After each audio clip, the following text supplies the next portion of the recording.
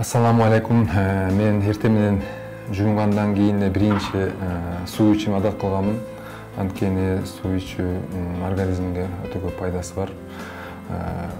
Андан кийинки турмуштук табигый муктаждыкка өтөбүз. Негизи адамда үч нерсе дайыма болуп туруш керек. Биринчи бул руханий, жараткандын адамзатына берген кылган милдеттери, парыздары, булар намаз жана башка ошол сыяктуу ибадаттар.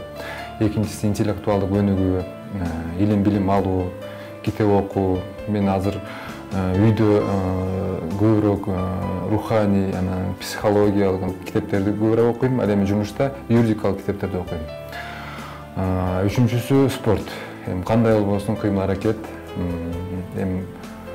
Профессионалдык деңгээлде спортчу эмесмин, бирок ден соолук үчүн денеге көңүл буруу максатында ар кандай көнүгүүлөр жасап турам.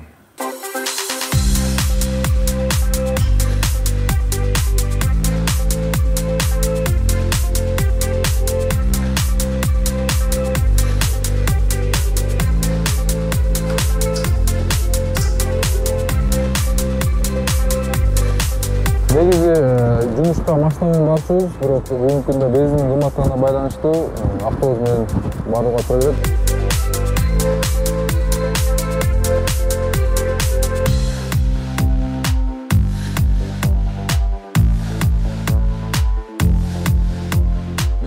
Сейитбек Ош облус сотунда 2013 жылдан бери эмгектенем.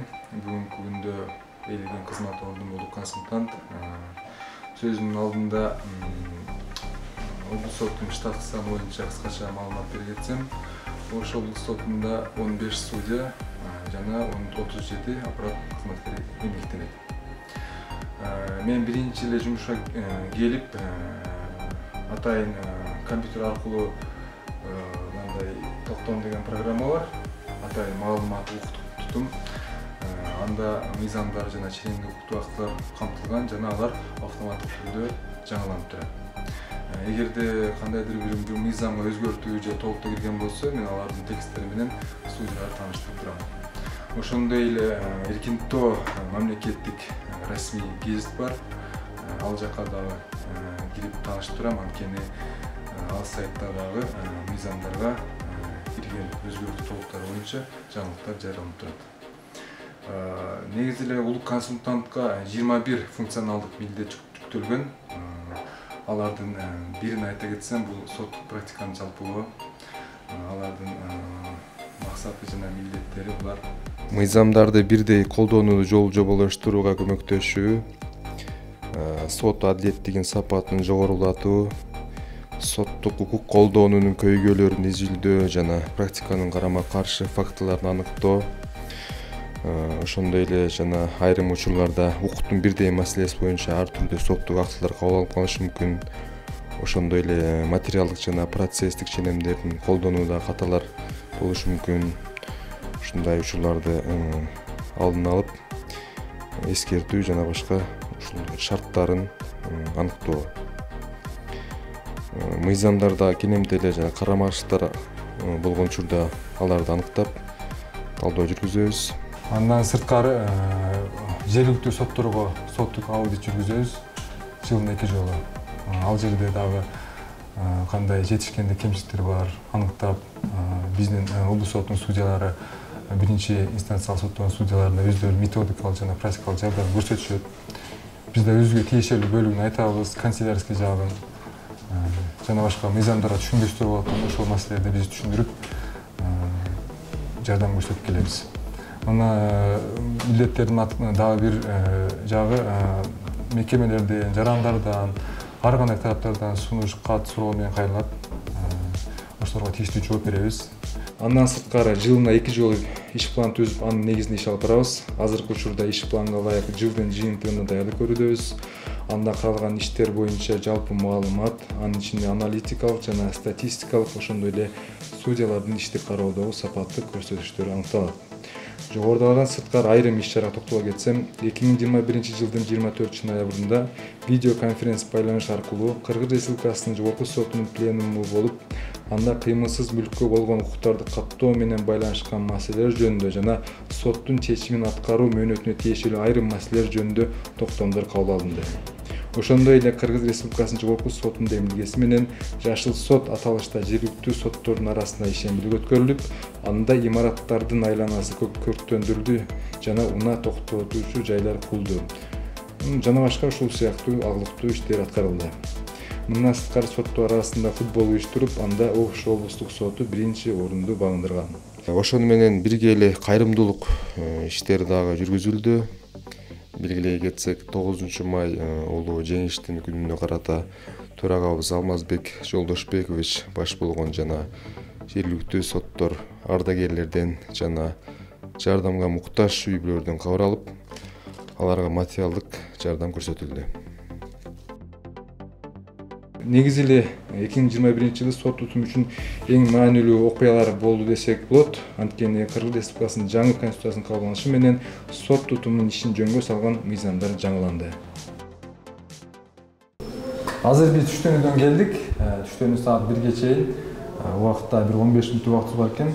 Ушул учурда биз жумушту да калтырбай, спортту да калтырбай, анткени теннис кыймылдап кан жүгүрүп турат, анан көзгө дагы, зренияга дагы пайдасы бар.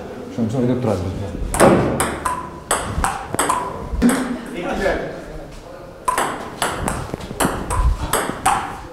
Материалдык жана техникалык жактан камсыздоо боюнча айтып кетсем, техникалык жактан камсыздоо жакшы. Бүгүнкү күндө мынакей өзүңөр көргөндөй жакында эле мына жаңы заманбап компьютер алып беришти бизге. Ал эми материалдык жак боюнча айлыгыбыз тилекке каршы азыр салыштырмалуу. Орточо айлык биз 9.000, 7.000 орточо айлык. Ушул убакыттан пайдаланып, ушул маселени да айтып коюуну туура көрдүм. Ош облустук сотунун улук консультанты болуп эмгектенип келген Накыев Сейитбек Талайбекович менен 2015-жылдан бери иштешип келебиз. Бул кызматкерибиз боюнча айта кетсек, так туура өз убагында аткарган, өзүнүн кесибин сүйгөн мыкты кызматкер катары билебиз. Ошондой эле сот тутумунда болгон иш-чараларга активдүү катышып, өзүнүн таалим-тарбиясы менен көптөгөн жумушка жаңы кирген жаш кызматкерлерге туура жол көрсөтүп келет.